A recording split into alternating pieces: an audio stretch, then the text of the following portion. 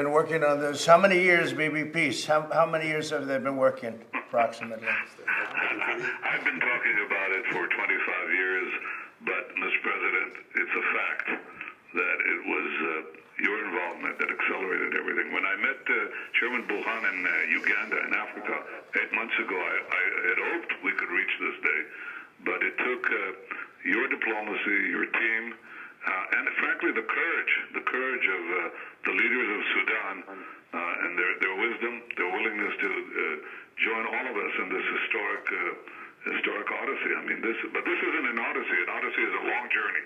This is like an express train that is moving from one peace treaty to the other, and I think one reinforces the other.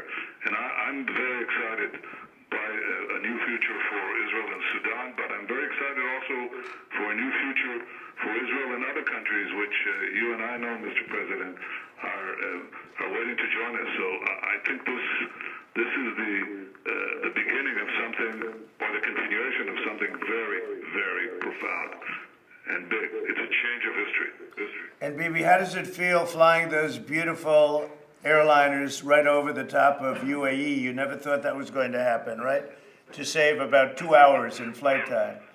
Well, people are flying in the open. I mean, they're actually flying over what used to be, unthinkable. Dangerous. Expanses of land that were basically, in a belligerent state with us. Now they're flying to Dubai. Israelis are flying to Bahrain. Very soon we'd like to fly to Sudan. We'd like to have joint entrepreneurs, joint ventures, tourism, everything. And I think what was changing, Mr. President, under this vision of peace is that it doesn't have to be a zero-sum game. It can be a win, win, win, win. I was going to say win-win, but there's so many wins here that we should continue. And that's really, I think, the remarkable change that you have brought forward in this area. I've been frankly believing it, but it would not happen for a long time, but it would not happen with such an active, I would say, positive and confident American position that just threw away the board and said, we're starting anew. The old thing didn't work. This thing works. Let's move. And you did. Yeah. And we are all moving. So we have many countries, as you know, getting ready, and we also have, I'm sure you'll see Saudi Arabia in there very soon. I really believe that will happen too. And very good relations with Saudi Arabia. So you'll see something very special. This is already special, but we are going to be signing numerous countries in the not too distant future, so that'll be great. While you are on the phone, could I ask you, how is the dam doing in Ethiopia? The largest dam in many, many years being built. Unfortunately, it stops water from flowing into the Nile, which causes Egypt a little bit of a problem, right, as it should. But Ethiopia built a dam. You know all about it probably, Bibi, but I've been dealing with Sudan on that. And I'm just curious, how is that going? Because you're really the third party involved with Ethiopia and Egypt and the dam. Are they working out their deal? Because I had a deal done for them. And then, unfortunately, Ethiopia broke the deal, which they should not have done. That was a big mistake. And we've stopped payment to them of a lot of aid because they did it. And they will never see that money unless they adhere to the agreement. But they built a dam which stops water from flowing into the Nile. And you can't blame Egypt for being a little bit upset, right? How are they doing with that? Do you know? Well, I think they need a lot of help to resolve it. Yeah, I was actually talking to Sudan, baby, talking to the chairman, talking to the Prime Minister. How are you doing? Yes, you may not want to answer that. We do very much appreciate the effort that started with the Washington process, which in very few months brought us together. I think we are progressing very well on this. We hope to reach a win-win situation that will bring a lot of benefits, complementarity for the three nations. And we are moving in that direction. We hope to reach an amicable solution soon for this. Yeah, if you would, because I had a deal done, and then they broke the deal, and they can't do that. They can't do that. So the deal was done.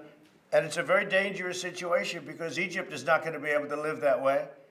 And they'll end up blowing up the dam. And I said it, and I say it loud and clear. They'll blow up that dam, and they have to do something. So whatever you can do to get them, Ethiopia, to do that, they're going to have to, okay?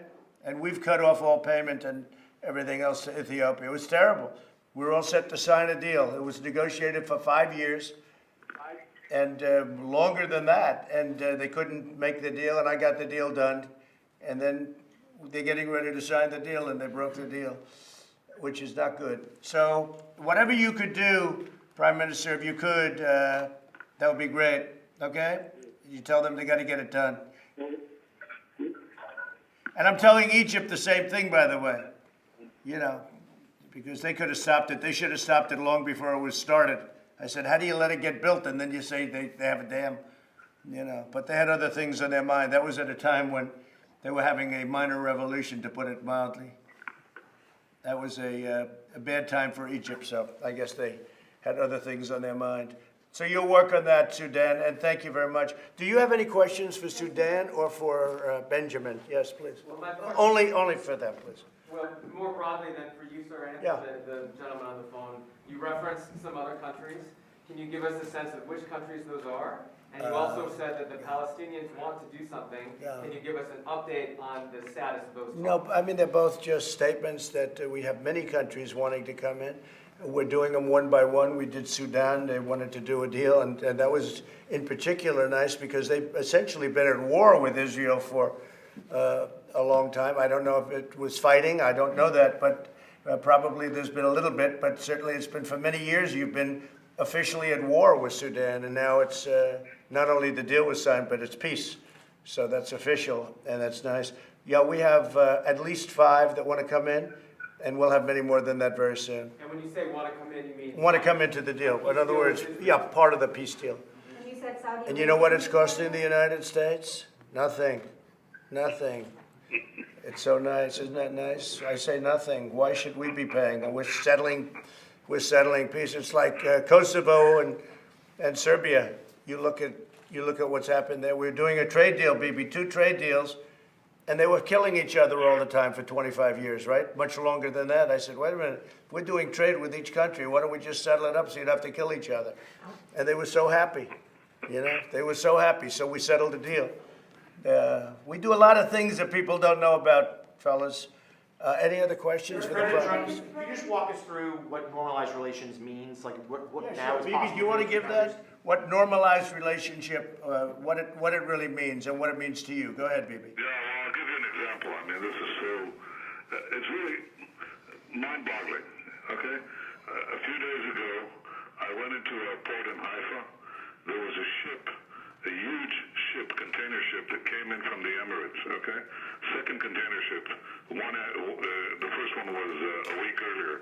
So these were the first container ships coming from the free trade area in Dubai, coming to Israel. They had consumer goods there. They had actually washing machines. Okay, that's bringing down the price, the cost of living for the citizens of Israel right away. So it's trade. Okay, then Israelis could never fly east. I mean, we had to go around the Red Sea, really around the Arabian Peninsula. It would take us hours to get anywhere, let alone to get into the Arabian Peninsula, because we didn't have any relations there. Now people are planning. There are now tourism offices from Israel, all these tourism agents flocking to Abu Dhabi and Dubai and Bahrain, and they're now just loaded with requests from Israelis, and believe it or not, the other way around, Bahrainis and Emiratis who want to come to Israel. So you have tourism, you have trade, tourism, technology, entrepreneurs, everything. I mean, the same thing is going to happen with Sudan. We're going to have, you know, each of us has what it has to offer the other. It changes the lives of people. And exactly as you said, Mr. President, we're not engaging in bloodshed. We're not engaging in antagonism. We're engaging in cooperation for the present and the future. And it's not a distant vision. It's not a distant dream. I mean, we're actually seeing the fruits of peace right now in these days after signing these agreements. I think we've never seen anything like this. And I want to say one thing that I do see an enthusiasm from most countries in the world, from most people in the world, across the political divide. Yeah, Iran is unhappy. Hezbollah is unhappy. Hamas is unhappy. But most everybody else is very happy. And they should be, because peace is a good thing. It's a very good thing. So if you ask me, what does it feel like? It's amazing and it's fast. They're also poor. Iran is poor. Hamas is poor. They're all poor. And they weren't poor 3 years ago. They were blowing everything up. They're very poor. Do you think Sleepy Joe could have made this deal, baby? Sleepy Joe. I think, do you think he would have made this deal somehow? I don't think so. Well, Mr. President, one thing I can tell you is we appreciate the help for peace from anyone in America, and we appreciate what you've done enormously. Yeah. Mr. President, What you've done. can you follow up on the idea of what this means to Iran, the pressure? Pivot of history, and this will be registered in the books, history books. History registers who did what. Yeah. I think it does. It's going to. Yeah, no, I think it's a terrific thing, and it should be completed pretty soon. Say? Yeah, I just wanted you to, if you could expand a little bit about what this means to Iran, the pressure that these deals are now placing on it. Well, I think ultimately Iran maybe will become a member of this whole thing, if you want to really know the truth. Look, in the end, you're going to have everybody together with the United States, and beyond the United States, you'll have other major powers involved. And with it, not have to be signed into it, because it's a region, but with it. And I could see Iran, look, someday I'd love to help Iran. I'd love to get Iran back on track. Their GDP went down 27%. They've gone from a rich country to a poor country in a period of 3 years. And I'd love to get them back on track. They just can't have nuclear weapons, that's all. Nuclear weapons, and it's always death to Israel. That's all they shout, is death to Israel. So they can't have nuclear weapons, but they can have what they want. I mean, they should be a great nation. They're great people. I know so many Iranians. I have a lot of Iranian friends. It should be a great nation, and we want it to be a great nation, but we can't have nuclear weapons. And I could see Iran, ultimately, it sounds, right now, it doesn't sound like something that would happen, but I see it happening. Ultimately, they'll all be one unified family. It'll be an amazing thing. Probably has never happened in the Middle East, because the Middle East is known for conflict and fighting. Here we ask the Mr. Prime President, Minister.